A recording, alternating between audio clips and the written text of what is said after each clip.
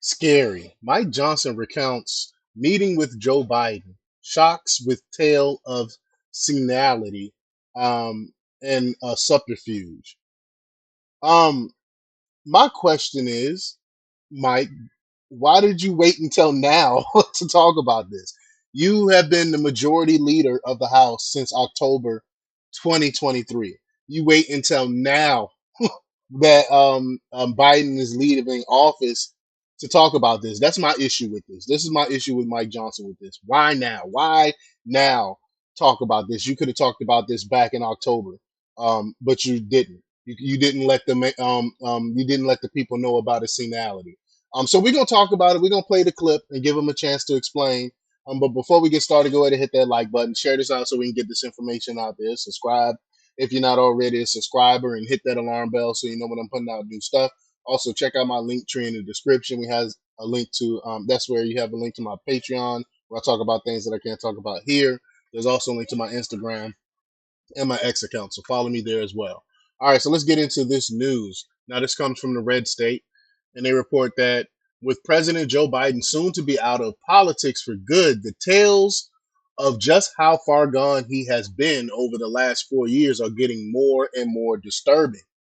In mid December, Red State shared a post election report detailing his memory and sundowning issue. You know, y'all know I've been covering it since the man first ran for president in 2020. Of course, it has been known for years that Biden was facing serious cognitive decline.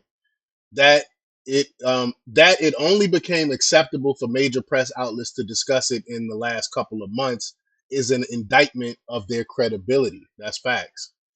It's not just news outlets that are sharing scary stories about Biden. No, House Majority Leader Mike Johnson recently sat down for an interview and described a wild meeting with the outgoing president. Again, he should have been told the people about this. But let's play this clip. Here we go.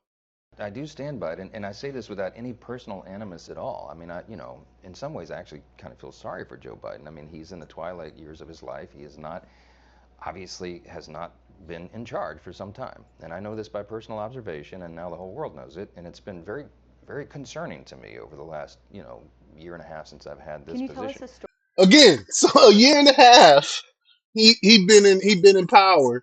Had been the majority leader. He knew this was happening and didn't tell the people about this. You know why? Why was he covering for Joe Biden? This is why I don't know if he's going to be a great speaker. I don't think he's going to be a great speaker and really fall in line and do America's bidding. We voted for Trump. We voted for all these things.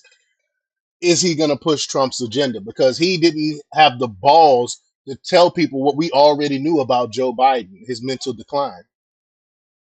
Story when you say personal observation? What kind Well, of I mean, thing did you see? it's public now because the Wall Street Journal got it and put it on the front page. But January a year ago, almost exactly a year ago, I had been asked. I became speaker in October 2023, and there were all sorts of big national security concerns and everything going on. And I started requesting a meeting with the president because I'm kind of old school. I'm a constitutional law guy.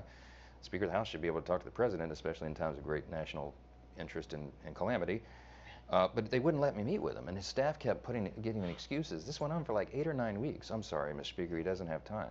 What are you talking about? I'm second in line of the presidency. He has time. I need to talk to him. We had, I can't say the classified parts, but we had some big national concerns at the time that I was losing sleep over. Finally, I just went to the Hill Press Corps and I said, the president is not being allowed to meet with the speaker. There's a problem. So they started putting pressure on him. Long story short, they finally relented. They invited me to the White House. I show up and I realize it's actually an ambush because it's not just me and the president. It's also Kamala Harris, Chuck Schumer, Hakeem, the CIA director, everybody. And then, so I walked in the Oval and, I know what this is. They're going to hotbox the speaker on Ukraine funding. That's what it was. This is probably third week of January. We sit down, we're in the midst of it, and the whole conversation, and I'm going, we don't need to have this conversation. The president reaches over just like this. We're sitting right next to the fireplace in the Oval, and he grabs my arm and he says, the speaker and I just need a couple minutes together. Would y'all just leave us alone? And I looked up on the faces of some of the staff standing around the wall, and they're like, oh, no, he did it. So he called it. He's the commander in chief. So everybody leaves, and he and I are standing awkwardly in the middle of the Oval Office right over the rug by that coffee table. And I said, Mr. President, thanks for the moments. This is very important. I got some big national security things I need to talk to you about that I've heard and I think you know, and what do we do? But first, real quickly, Mr. President, can I ask you a question? I cannot answer this from my constituents in Louisiana. Sir, why did you pause LNG exports to Europe? Like, I don't understand, liquefied Right. natural gas is in great demand by our allies. Why would you do that? Because you understand, we just talked about Ukraine.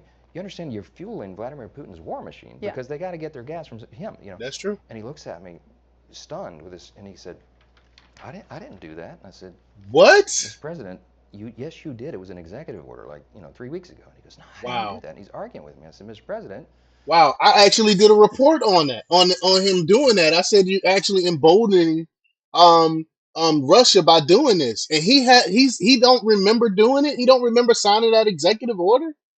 Wow. respectfully, could I go out here and ask your secretary to print it out? We'll read it together. You definitely did that. And he goes, oh, you talk about natural gas. Yes, sir. He said, no, no, you misunderstand. He said, what I did is I signed this thing we're gonna conduct a study on the effects of LNG. That's And I not what it said, no, was. you're not, sir. You paused it. I know. I have the export terminals in my state. I talked to those people this morning. This is doing massive damage to our economy, national security. It occurred to me, Barry, he was not lying to me. He genuinely did not know what he had signed. And I walked out of that meeting with fear and loathing because I thought, we're in serious trouble. Who is running the country? Like, I don't know who put the paper in front of him, but he didn't know. Again, why now? Why we got these? This is major implications. The man running, supposed to be running the show, is not running the show. He's signing things. Don't know what the heck he's signing.